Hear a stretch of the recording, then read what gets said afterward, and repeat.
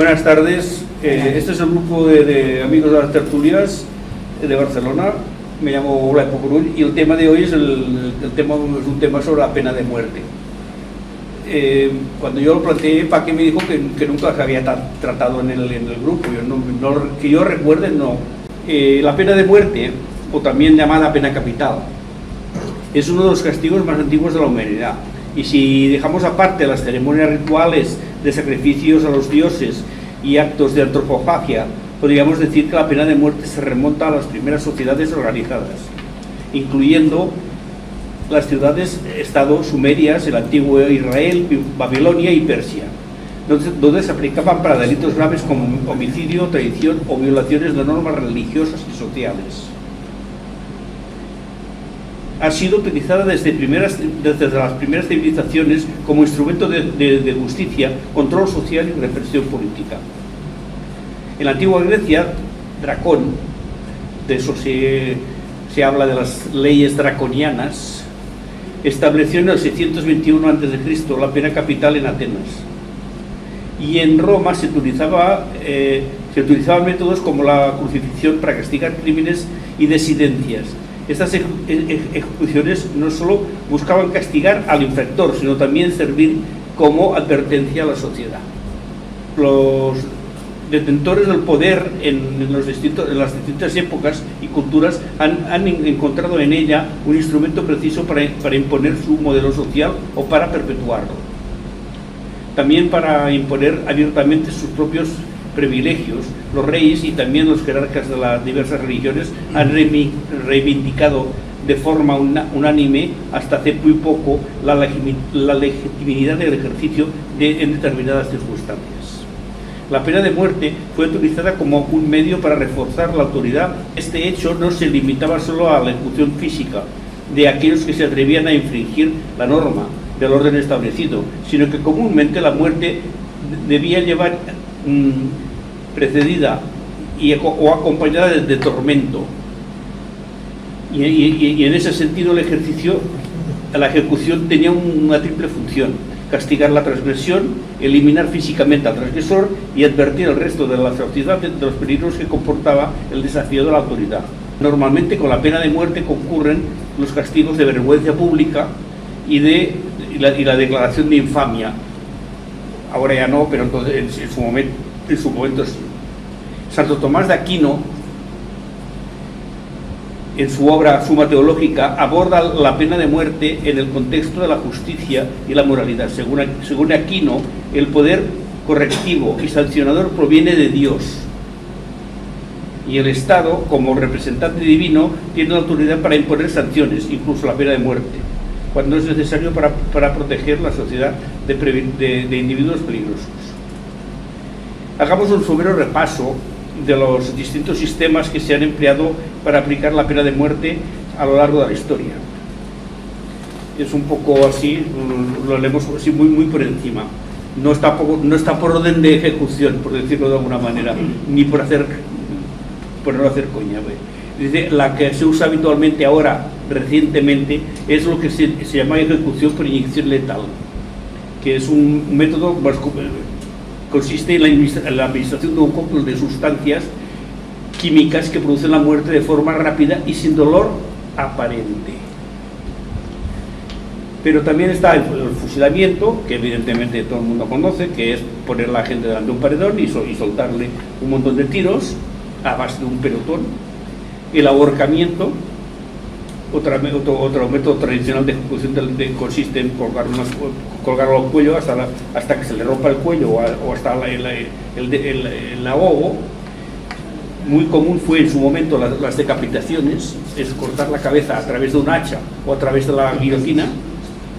Luego posteriormente apareció la silla eléctrica, que simplemente es un modelo de electrocución.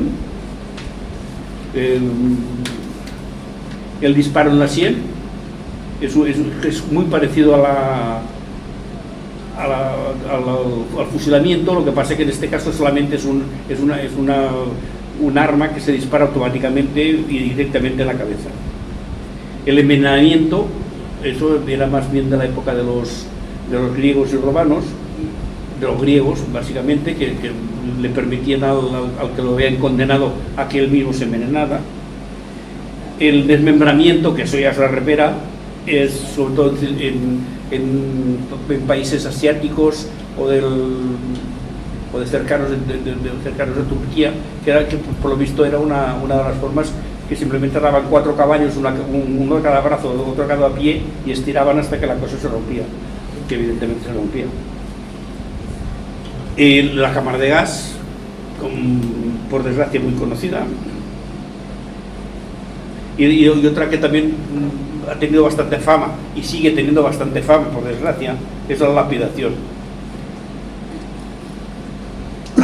Hay una forma de pena de muerte que se aplica, vamos, que podríamos decir que es autóctona, que es la que hasta hace poco se practicaba en España. Cuando digo hace poco, me refiero hasta hace menos de 100 años, que se practicaba aquí en España, que es lo que se llama el garrote vil. Pero no se había practicado en otros sitios que yo sepa, o que la información que tengo no se había practicado en otros sitios. Estos son los últimos de pena de muerte que existen en el mundo. Cada uno de ellos evidentemente está metido en una cultura igual o diferente.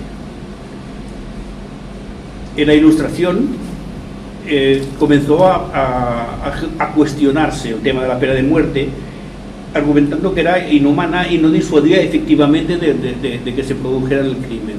O sea, el hecho de que se matara a una persona no hacía que el resto de la sociedad fuera con más cuidado y no cometiera ese crimen. Y lo que con más cuidado sí iba, pero el crimen lo cometía igual. A lo largo del tiempo, muchos países han abolido la pena de muerte, especialmente en Europa y América Latina, mientras que en otros como Estados Unidos, China, India y Japón sigue vigente.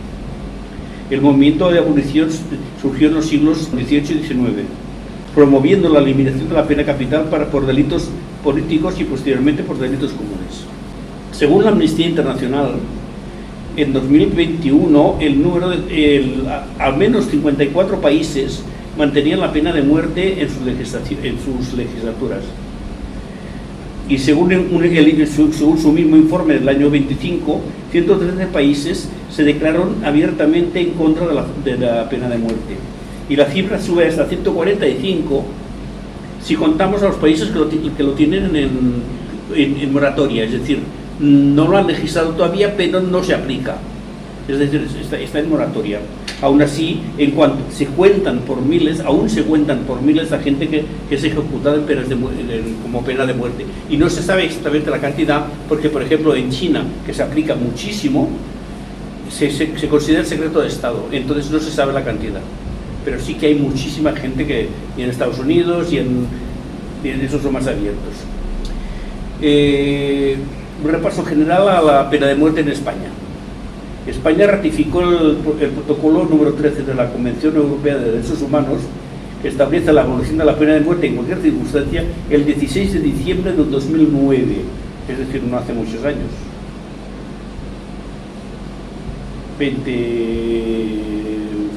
Menos de 20. Ya llevaba abolida 23 años desde la Constitución de 1978, exceptuando lo que pudiera disponerse para tiempos de guerra. Es decir, la pena de muerte estaba abolida, pero en caso de guerra la legislación militar permitía ciertas excepciones. En España la pena de muerte fue utilizada sin interrupción hasta 1932, cuando fue abolida a raíz de la reforma del Código Penal introducida durante la Segunda República, aunque continuó vigente para el Código Militar. Franco, evidentemente, la reincorporó al Código Penal en 1938, argumentando que su abolición no era compatible con el buen funcionamiento de un Estado. Nos podría extrañar si no fuera así. En la Edad Media, durante la Inquisición, la encargada de condenar a los reos era la sociedad religiosa, pero no los podían ejecutar. O sea, cuando los habían condenado los pasaban a la sociedad civil que era la que los ejecutaba. Y comúnmente en esa época, que eso no hemos hablado, era por incineraciones, los quemaban vivos. La que pasa es que si el reo en su momento se arrepentía de sus, entre comillas, pecados contra la religión, primero lo mataban y después lo quemaban. Eso hay que... Pero si no, lo quemaban vivo. Posteriormente se fue cambiando el uso de la incineración o de quemar vivo a otros sistemas, como que fuera el ahorcamiento o el garrote vil. Entonces existían dos tipos de garrote: el garrote noble y el garrote vil, o el garrote ordinario o garrote vil. Y yo que tampoco lo sabía, eso lo estaba buscando ahora, y que la única diferencia que hay entre uno y el otro es que realmente para llevar al patíbulo, al reo, a uno le permitían ir montado en un caballo y al otro iba montado en un burro. O sea, los nobles y de sangre azul, cuando los tenían que pasar por el garrote, les dejaban ir a caballo y los otros llevaban con un burro. El Código Penal de 1848 estableció el garrote como único medio de ejecución, el garrote vil. O sea que en España se está usando durante mucho tiempo. Y en 1900 la ley Pulido, que eso tampoco lo sabía, suprime el carácter público de las ejecuciones. Eso quiere decir que hasta ese momento, hasta el 1900, cuando tenían que ejecutar a alguien, lo hacían en una plaza pública y la gente asistía, como si fuera un espectáculo. Inmediatamente después de la proclamación de la Segunda República se aprobó el Código Penal, que hacía desaparecer del arsenal punitivo la pena de muerte. En la exposición de los motivos por los cuales se establece que hemos sustituido la pena de muerte por la llamada reclusión mayor, que durará 20 años y un día a 30 años, y se ha suprimido además las penas perpetuas. Sin embargo, la pena de muerte continuó vigente en los códigos militares. O sea, se iban sustituyendo en los códigos civiles, pero no en los militares. Hay que reconocer que durante la guerra civil en ambos lados hubo ejecuciones. La dictadura franquista la reinstauró en el 38 y en el 39 se integró la ley de responsabilidades políticas con la cual se sancionaba a la mayoría o sea, se sancionaba básicamente por problemas políticos. Y la pertenencia a la masonería. El último ejecutado por la aplicación de la justicia no militar en España, es decir, el último ejecutado por garrote, que no en España, fue un tal José María Jarabo, que si a lo mejor alguno de vosotros habéis visto una película que se hizo sobre el tema. Era un señor que además era un asesino múltiple y al final se lo cargaron por garrote vil porque había matado a 4 o 5 personas. Y los últimos ejecutados por garrote vil en España fueron el Enschet y evidentemente lo sabéis, Salvador Puigcercich, que fueron ejecutados, pero esos por la justicia militar. Esos ya entraron por justicia militar. En la Constitución del 78, Juan Carlos I ratificó que se estableciera el artículo 15 como derecho fundamental de la vida, la integridad física, se prohibía la tortura y el trato vejatorio. Eso es lo que se establece de la Constitución a partir del 68. Y tratos y maltratos. Se suprime la pena de muerte, con excepción, otra vez, de los tipos de guerra y de la jurisdicción militar. Entonces, ya sí, en el 2009, España firmó la declaración de las Naciones Unidas, en la cual se elimina bajo cualquier circunstancia, incluida la legislación militar. Actualmente, la pena de muerte es objeto de debate ético y legal, siendo considerada por muchos como un acto cruel, inhumano y no garantiza la disuasión del crimen. Cabría también, llegado a este punto, introducir en la discusión si no son también crueles los castigos de cadena perpetua revisable, que también tienen su carga punitiva importante. Aplicar lo del ojo por ojo y diente por diente de las leyes primigenias ¿tiene el efecto deseado? Es decir, si se aplica eso, ¿se consigue su objetivo? ¿Es una solución satisfactoria para las víctimas o sus allegados?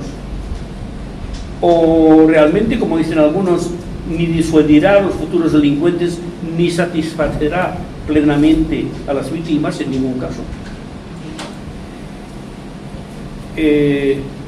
La historia de la pena de muerte refleja la evolución de la justicia y el poder en distintas sociedades. Desde un instrumento de control social y religioso, el que existía en la antigüedad, hasta ahora que está regido por los derechos humanos y una ética más moderna. Un estudio permite comprender cómo la humanidad ha abordado la justicia y la autoridad y la protección de la vida a lo largo de los siglos. Y eso ha ido evolucionando hacia posturas más humanas y más civilizadas. Por desgracia, la pena de muerte se ha vuelto a instaurar en algunos sitios. Ahora, por ejemplo, se ha vuelto a instaurar en Israel por ahorcamiento, siempre y cuando sea y además solo para los palestinos. Gracias por vuestra atención. Muy bien.